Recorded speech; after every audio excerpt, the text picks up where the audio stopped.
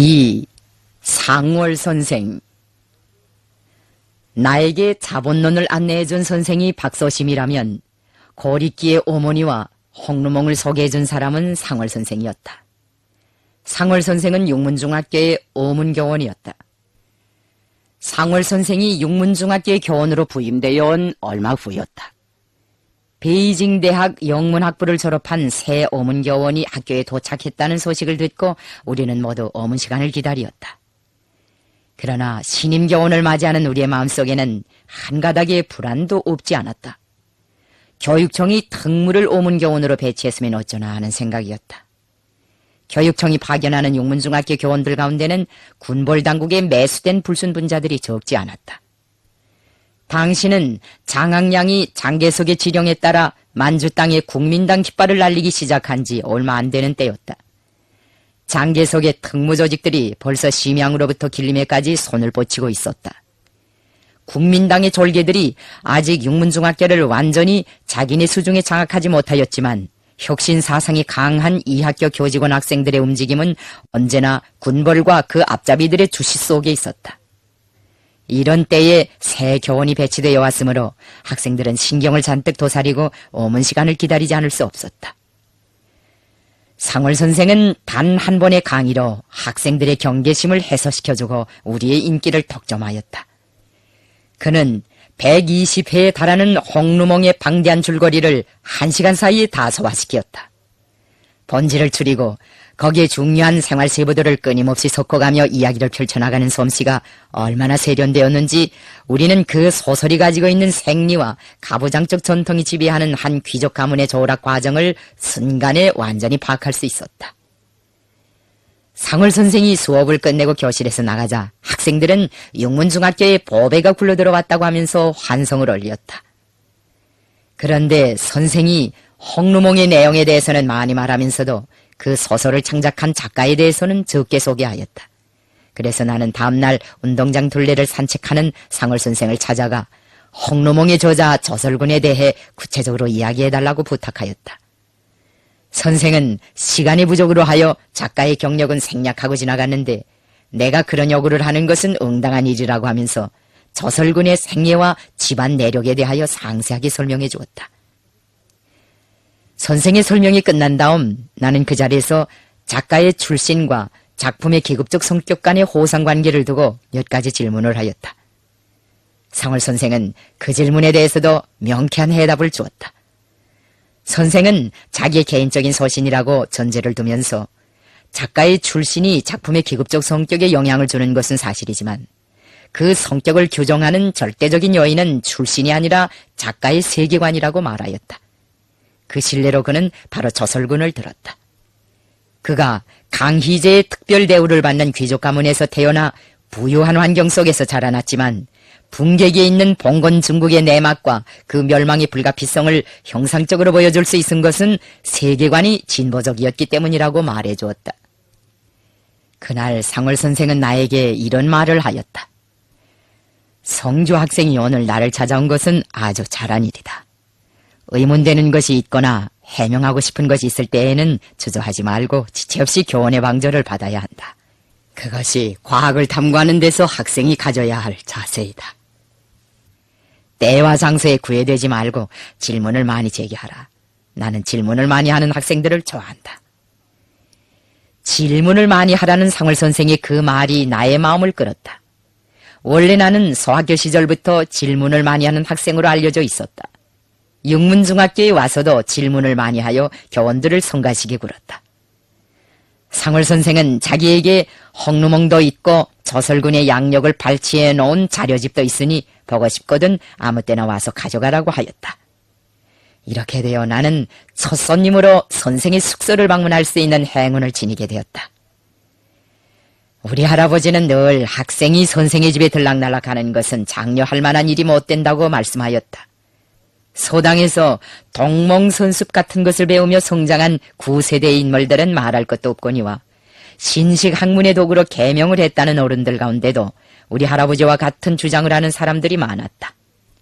학생이 선생의 뒷생활을 자주 엿보게 되면 스승을 신비스럽게 대하지 않는다. 선생은 언제나 학생이 스승을 밥도 먹지 않고 오줌도 누지 않는 신선처럼 생각하게 만들어야 한다. 그래야 교권을 세울 수 있다. 그러자면 병풍을 치고 살아야 한다는 것이 할아버지의 지론이었다. 할아버지는 우리 아버지가 어린 시절에 소당 공부를 할 때부터 그런 생각을 가지게 되었다고 말씀하였다. 아버지가 다니던 순화소당에 김지송이라는 이름을 가진 훈장이 있었다. 그 훈장은 술이라면 감투가 벗어진 줄도 모르는 애주가였다. 그는 사흘이 몰다하게 접장, 지금의 학급반장, 접장을 하는 우리 아버지에게 술심부름을 시키었다. 처음에는 아버지도 거분거분 훈장의 부탁을 들어주었다. 그런데 그 훈장이 술에 취해서 집으로 돌아가다가 도랑창에 쓰러진 것을 보고 난 다음부터는 생각을 달리하게 되었다. 어느 날 훈장은 대병 1개를 우리 아버지의 손에 쥐어주며 또 술을 사달라고 부탁하였다. 서당문을 나선 아버지는 바위떨에 대병을 던져 박살내고 훈장한테 돌아가 범한테 쫓기다가 돌에 넘어져 술병을 깼다고 거짓 보고를 하였다. 훈장은 그 소리를 듣고 어이가 없어 허허, 백두산 범이 만경대까지 내려왔나. 형제기가 나한테 대포를 불 지경이 되었으니 내 꼬락서니가 얼마나 추접스럽게 보였을까. 너희들한테 술심부름을 시킨 내가 잘못이지 하였다. 그 후부터 훈장은 술을 끊었다. 훈장은 술과 결별하였지만 아버지의 머리에는 개울창에 쓰러져 술래를 풍기던 선생의 모습이 깊이 새겨지게 되었다. 병풍을 치고 살아야 교권을 유지할 수 있다는 할아버지의 지론은 이런 사연에 바탕을 두고 있었다. 나는 상월 선생이 병풍을 칠 사이도 없이 아직 그 누구에게도 개방해 보이지 않았다는 선생의 생활 중심으로 풍덩 뛰어들었다. 선생의 소가에는 수백 권의 책이 꽂혀 있었다. 그것은 내가 그때까지 보아온 소가들 중에서도 가장 풍성하고 이채로운 소가였다. 상월 선생은 책부자였다. 그 소가에는 영문으로 된 소설책들과 전기문학 작품들도 많았다. 나는 그 소가 앞에서 점처럼 발길을 뗄 수 없었다. 이 소가의 지식을 다 섭취하면 대학을 하나쯤 더 다닌 것으로 되지 않을까. 상월 선생이 육문중학교에 온 것은 나를 위해서도 얼마나 다행한 일인가. 나는 이런 생각에 잠겨 손에 잡히는 책을 닥치는 대로 뽑아보다가 선생에게 물었다. 실례이지만 선생님, 이 소가를 갖추는데 몇 해나 걸렸습니까? 상월 선생은 입가에 미소를 짓고 소가 앞에 다가와 내 얼굴을 바라보았다. 한 10년쯤 걸린 것 같아. 이 책들을 다 읽는 데는 얼마만큼만 시간이 걸릴 것 같습니까? 부지런하면 3년, 게으르면 100년. 선생님, 3년을 기한으로 제가 이 책들을 다 읽는다면 저에게 소가를 개방해 주시겠습니까? 개방하지. 그런데 조건부가 있어. 책만 빌려주신다면 어떤 조건부든지 다 접수하겠습니다. 다른 게 아니고 성주가 장차 작가로 되어야 한다는 조건부야. 나는 오래전부터 프로레타리아 혁명이 이바지할 수 있는 작가 후비를 한두 명 키우려고 했는데 성주가 그 후비 중에 한 사람이 될 수 없겠는가 하는 거요. 선생님께서 그렇게까지 저를 믿어주시니 고맙습니다. 사실 전 문학 과목을 특별히 사랑하고 작가라는 직업에 대해서도 몹시 동경하고 있습니다. 나라가 독립된 후에는 혹시 문학의 길을 선택하겠는지도 모르겠습니다. 그렇지만 선생님, 저희들은 나라를 빼앗긴 망국민의 자식들입니다. 저희 아버지는 나라를 찾으려고 한평생 고생하다가 세상을 떠나가셨습니다. 저는 아버지의 뜻을요, 장차 독립투쟁에 몸을 바치려고 결심했습니다. 그것이 저의 최대의理想이고 포부입니다. 민족을 해방하기 위한 투쟁이 곧 저의 직업으로 될 것입니다. 상월 선생은 소가에 기대어 심각한 표정으로 고개를 연방 끄덕이다가 내 곁에 다가와 어깨 위에 손을 얹고 조용히 말했다.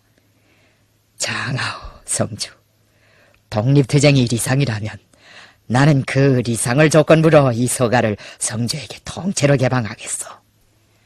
나는 그날 홍루몽을 빌려가지고 숙소로 돌아왔다. 상월 선생이 나에게 두 번째로 빌려준 책은 장광자의 소설 압록강가에서와 소년방랑자였다. 나는 이 두 소설을 매우 흥미있게 읽었다. 리맹한과 운고라는 조선의 청춘 남녀를 주인공으로 내세운 소설 압록강가에서는 특히 나에게 잊을 수 없는 인상을 주었다. 그 후에는 고리끼의 어머니를 빌려보았다. 우리는 이렇게 책과 문학을 통하여 특별한 인연을 맺게 되었다. 상월 선생은 내가 요구하는 책이면 무엇이든지 다 빌려주었다. 자기 서가에 없는 책은 품을 내어 다른 데 가서 구해다 주었다. 선생은 책을 알선해주는 대가로 나에게서 덕후감을 꼭꼭 들어보곤 하였다. 우리는 고리끼의 작품 원수들과 로신의 소설 축복을 두고서도 의견을 나누었다. 그러는 과정에 나와 상월 선생은 자연히 문학에 대한 견해를 자주 교환하였다. 우리의 담화에서 초점을 잃은 것은 문학의 사명에 대한 것이었다. 우리는 문학이 현실을 어떻게 반영하며 사회의 발전을 어떻게 추동하는가 하는 문제를 가지고 많은 이야기를 나누었다. 상월 선생은 문학이 인류를 지성애로 인도하는 등불이라고 하였다. 기계가 생산의 발전을 추동한다면 문학은 그 기계를 움직이는 인간의 인격을 완성시켜준다고 선생은 늘 말하곤 하였다. 상월 선생은 로신과 그의 작품에 대하여 특별한 애정을 가지고 대하였다. 선생은 로신의 문우였고 로신이 지도한 문학 소조의 한 송원이었다. 선생이 소조 활동을 할 때 쓴 단편소설 덕기 등은 로신한테서 좋은 평가를 받았다. 이 소설은 봉건 유습을 반대하는 라산 지방 인민들의 투쟁을 담고 있었다. 상월 선생의 딸 상효원의 말에 의하면 로신은 덕기 등을 읽고 예리성이 부족한 것이 흠이라고 하면서 그 작품에 대한 불만도 표시하였다고 한다. 상월 선생은 초기의 창작에서 나타난 미숙성을 극복하고 1930년대에는 예모와 같이 사상예술적으로 세련된 작품을 창작하여 독자 대중으로부터 긍정적인 평가를 받았다. 이 장편소설은 그 당시 운남성에서 발간되는 잡지에 연재되었다. 1980년대에 중국인민문학출판사에서는 예모를 단행본으로 발행하였다. 상월 선생은 예모, 덕기 등 외에도 장편소설 창과 개문제를 창작하여 독자들에게 선물하였다. 선생은 교육사업에 종사하면서도 작가적 사색을 한시도 중단하지 않았다. 선생이 초기에 나를 문학의 길로 인도하려고 생각한 것은 결코 우연한 일이 아니었다. 나는 상월 선생한테서 진덕수 손집까지 빌려다 보았다. 진덕수는 중국 공산당 창건자의 한 사람이며 중국 땅의 실권을 장악하고 있던 사람이었다. 상월 선생은 처음에 그 책을 잘 빌려주지 않으려고 하였다. 자칫하면 진덕수의 우경적 투항주의 노선에서 나쁜 영향을 받을 수도 있다는 것이었다. 선생은 자기가 베이징 대학을 다니기 전에 진덕수가 그 대학에서 문학부장으로 활동하였는데 많은 교직원 학생들이 그가 자기네 대학 출신인 것을 자랑거리로 여기고 있었다고 하였다. 솔직히 말하면 나도 한동안은 진덕수를 숭배하였어. 그가 발간한 신청년 잡지와 그의 초기 논문들을 보면서 자기도 모르게 반해버렸다랬지. 그런데 지금은 진덕수에 대한 나의 견해에도 변화가 생겼어. 상월 선생은 이렇게 고백하면서 오사운동 시기와 공산당 창당 초기 그렇게도 많은 사람들의 사랑을 받던 진덕수의 인기가 여지없이 폭락된 것은 그가 우경기회주의 노선을 제창하였기 때문이라고 말하였다. 진덕수의 기회주의적 어요는 농민 문제에 대한 입장과 태도에서 가장 우심하게 나타나고 있었다. 스탈린은 벌써 1926년에 농민은 중국의 반제국주의 전선에서 기본 역량이며 노동계급의 가장 주요하고 믿음직한 동맹군이라고 지적하였다. 그러나 진덕수는 농민을 경시하였다. 그는 농민이 도호 출신들과 충돌하는 것을 두려워하면서 농민이 행정을 간섭하는 것과 농민의 적극적인 자위를 반대하였다. 한마디로 말하면 농민투쟁을 제한하려고 하였다. 진덕수의 어요는 제국주의를 반대한다는 구실 밑에 농촌혁명을 반대하면서 부르주아지가 혁명전선에서 떨어져 나갈까봐 두려워한 데 있다. 그의 투항주의적 노선은 오히려 혁명에 대한 부르주아지들의 배신을 조장시키는 결과를 빚어냈다. 이것이 진덕수에 대한 상월 선생의 견해였다. 선생이 정당하게 말한 바와 같이 진덕수의 글들에는 혁명에 막대한 해독을 줄 수 있는 투항주의적 요소들이 있었다. 나는 진덕수 손집을 읽은 다음 상월 선생과 함께 농민 문제에 대한 견해를 나누기 위한 장시간의 담화를 하였다. 그 담화 과정에서는 조선혁명과 중국혁명에서 농민 문제가 차지하는 위치의 공통성은 무엇이며 차이점은 무엇이겠는가? 농민 문제에 대한 레닌의 전략에서 참고할 점은 무엇인가? 농민이 혁명의 주력군으로서의 역할을 다하게 하자면 어떻게 하여야 하는가 하는 것들이 이야기되었다. 나는 농사가 천하지 대본인 것처럼 농민을 천하지 대군이라고 보아야 하지 않겠는가고 하였다. 상월 선생은 그 말을 긍정하면서 농민을 경시하는 것은 곧 농사를 경시하고 땅을 경시하는 것으로 되기 때문에 아무리 훌륭한 이념을 가진 혁명을 하여도 실패를 면치 못하는 법이라고 말하였다. 선생은 진덕수의 오요가 바로 이 리치를 망각한 데 있다고 부언하였다. 나는 이런 담화까지 하고 나서 상월 선생이 공산주의자라는 것을 확신하게 되었다. 동시에 상월 선생도 내가 공청활동을 하는 사람이라는 것을 알게 되었다. 선생의 감수성과 판단력은 놀라울 정도였다. 상월 선생은 1926년에 중국공산당에 입당하였다. 고향에서 농민운동을 지도하다가 국민당 반동군벌에게 체포된 선생은 절강성 육군 감옥에서 1년 남짓하게 갖은 고초를 다 겪었다. 그 후 그는 조선인 군의의 도움으로 보석 추록한 후 사중무라는 이름으로 변성명을 하고 만주지방에 와서 초도남이란 사람의 소개를 받아 길림육문중학교에 입직하였다. 농민 문제에 대한 견해를 교환한 다음부터 나는 상월 선생과 함께 정치 문제에 대한 논의를 자주 하였다. 그 당시 길림의 청년 학생들 속에서는 정치 논쟁이 활발하게 벌어지고 있었다. 중국도 대혁명 시기이고 조선도 대중운동이 앙양되고 있던 시기여서 논쟁을 불러일으킬 수 있는 문제점들은 헤아릴 수 없이 많았다. 조선 청년들 속에서 리준의 방법이 옳은가 안중근의 방법이 옳은가 하는 문제가 화제에 올라 격렬한 논쟁을 불러일으키던 시기도 바로 이 무렵이었다. 많은 청년 학생들은 안중근의 투쟁 방법에 절대적인 의의를 부여하고 있었다. 나는 상월 선생에게 안중근의 투쟁 방법에 대한 견해를 물었다. 상월 선생은 그때 안중근의 서행은 물론 애국적이다. 하지만 투쟁 방법은 모험주의적이라고 말하였다. 선생의 그 대답은 나의 생각과 일치하였다. 나는 일본 제국주의 침략을 반대하는 투쟁은 결코 큰 군벌의 앞잡이 한두 명을 처단하는 테러적 방법으로는 승리할 수 없으며 반드시 인민대중을 교양하고 각성시켜 전민을 골기시킬 때에만 목적을 달성할 수 있다고 생각하였다. 나는 상월 선생과 함께 일제의 조선 침략 역사와 조선에서의 식민지 정책, 만주에 대한 일제의 침략 기도와 군벌들의 동향, 반제 반침략 투쟁에서 조중인민의 단결과 협조의 필요성에 대한 문제를 가지고도 의견을 나누었다. 그때 당시 육문중학교 학생들은 군비 축소와 관련된 국제연맹의 태도를 두고 많은 논의를 하였다. 학생들 가운데는 국제연맹에 대해 환상을 가지고 말하는 청년들이 적지 않았다. 그래서 나는 국제연맹이 군비 축소 문제를 가지고 가짜 흥정을 한다는 논문을 써냈다. 많은 학생들이 그 논문을 지지하였다. 상월 선생도 그 글을 보고 나의 견해가 옳다고 말하였다. 상월 선생은 길림에 온 후 공산당과의 조직선이 끊어진 상태에 있었지만 고리끼, 로신 등 진보적 작가들의 작품을 가지고 그것을 해설하는 계몽식 강의를 여러 차례에 걸쳐 하였다. 언제인가는 비밀 독서저 성원들의 제의를 받고 학교 도서실에서 제국주의를 반대하자는 제목으로 한 주일 동안 특별 강의를 해주었다. 이 강의를 받은 학생들의 반영이 대단히 좋았다. 나는 그 반영을 수집하여 상월 선생을 고무해 주었다. 사상의 진보성과 후대 교육에서의 높은 책임성, 동서고금의 문화와 역사에 대한 폭넓고 깊이 있는 지식으로 하여 상월 선생은 학생들의 사랑을 받았다.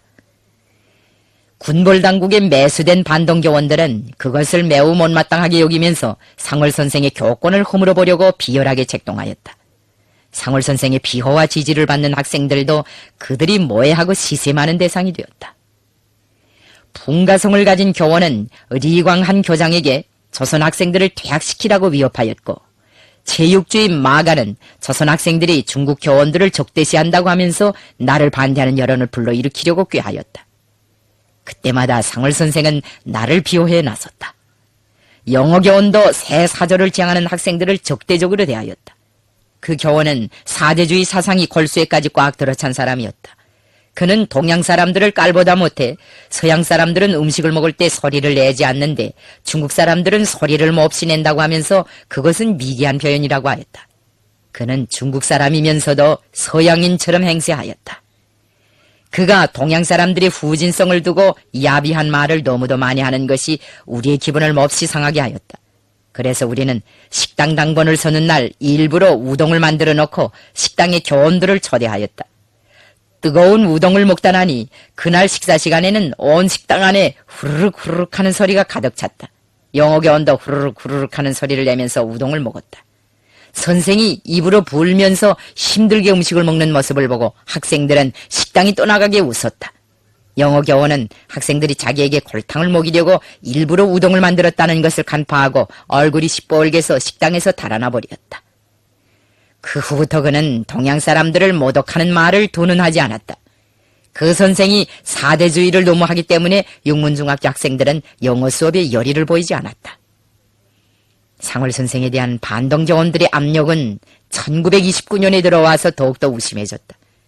한 번은 상월 선생이 체육은 선수본위로 하는 것보다 군중화할수록 좋다는 선전을 하였다. 그것은 학교 운동장에 있는 농구장을 선수들만 독점하는 현상을 염두에 두고 한 말이었다. 이것을 못마땅하게 여긴 불량 선수들은 방과 후 숙소에서 교사로 돌아오는 상월 선생에게 폭행을 가하려고 무리로 달려들었다. 나는 공청원들과 반제청년 동맹원들을 발동시켜 불량 선수들의 폭행을 미연에 저지시키고 그들을 되게 꾸짖어 쫓아버리었다. 마체육주임이 졸개들을 잘 길러냈군. 볼거지만도 못한 녀석들. 상월 선생은 꽁무니를 빼는 불량 선수들을 덤덤히 바라보며 이렇게 한탄하였다. 선생님, 너무 놀라실 것은 없습니다. 이것도 계급투쟁의 한 형태가 아니겠습니까? 앞으로는 이보다 더 첨예한 충돌도 있을 수 있다는 것을 각오해야 합니다. 내가 웃으면서 이렇게 말하자 선생은 그 말을 수긍하였다. 그래, 옳은 말이야. 우리는 지금 군벌과의 싸움을 하고 있으니까. 상월 선생은 그 후 교육청의 조치에 따라 부당하게 추락 처분을 받은 학생들의 복교를 위해 투쟁하다가 철직되어 육문중학교를 떠나갔다. 장춘과 가륜 지방에 가서 대중조직들의 사업을 지도하고 학교에 돌아오니 권태석이 뛰어와서 상월 선생이 남기고 간 편지를 전해주었다. 그 편지에는 나는 군벌과의 싸움에서 패자가 되어 떠나간다.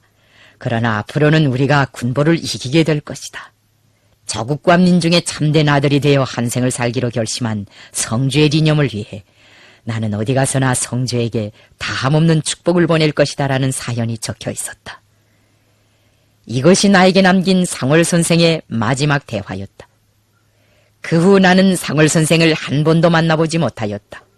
다만 선생이 1955년에 나에게 보내준 글, 나와 소년 시절의 김일성 원수와의 역사적 관계와 1980년에 보내준 중국 역사 강연을 받아보고 선생이 생전에 있다는 것을 짐작하였을 뿐이다. 나는 그때 그 글을 보고 상월 선생과 함께 조선정세와 만주정세, 일제침략정책과 조정인인의 공동투쟁을 원하던 육문중학교 시절을 회고하면서 너 스승에게 중심으로 되는 마음속 감사를 드리었다. 나는 중국의 지도자들이 우리나라를 방문할 때마다 그들에게 상월 선생의 안부를 묻곤 하였다. 하지만 선생과의 상봉은 아쉽게도 실현시키지 못하였다. 나로서는 옛 제자로서의 도리를 지키지 못했다고 말하는 것이 옳을 것이다. 국경이란 참으로 이상야릇한 것이다. 상월 선생은 베이징에 있는 중국인민대학에서 교수로 활동하다가 1982년에 애석하게도 세상을 떠났다. 1989년에 중국 과학원 역학연구소 연구원으로 일하고 있는 상월 선생의 맏딸 상가란이 우리나라를 방문하였고 1990년에는 셋째 딸 상효원이 나를 만나보고 돌아갔다. 상효원은 중국인민대학에서 교편을 잡고 있다. 60년 전에 헤어졌던 스승의 모습을 그 두 딸의 얼굴에서 찾았을 때 나는 기쁨을 금할 수 없었다. 민족이 다르다고 정까지도 달라지겠는가? 사람의 정은 피부와 언어와 신앙의 장벽을 모른다. 만일 육문중학교 교정이 가까이 있다면 나는 그 교정에 만발하는 정향나무 꽃잎들을 한 줌 가득 뜯어주며 이것이 너희들의 아버지가 사랑하시던 꽃이다. 상월 선생과 나는 이 꽃나무 밑에서 자주 만났다 하고 말해주었을 수도 있었을 것이다. 길림을 떠난 상월 선생은 할빈, 상해, 베이징, 한구, 중경, 영하, 연안 등지에서 당사업과 교육사업, 문화사업, 문필사업에 혼신적으로 참가하였다. 한때는 만주성당위원회에서 비서장으로도 사업하였다고 한다. 그는 생애 말년까지 나를 잊지 않았으며 중국의 친근한邻邦인 나의 조국 조선민주주의인민공화국에 대한 국제주의적 감정에 충실하였다. 상월 선생의 유해는 지금 베이징의 발보산 열산웅에 안장되어 있다. 사람에게 한 생을 두고 배구할 수 있는 스승이 있다면 그 사람은 분명 행복한 인간이다. 그러니 나도 행복한 사람이라고 말할 수 있다. 나의 청춘 시절에 지울 수 없는 자국을 새긴 상월 선생이 그리워질 때마다 나는 마음속으로 육문중학교 교성을 거닐어 보곤 한다.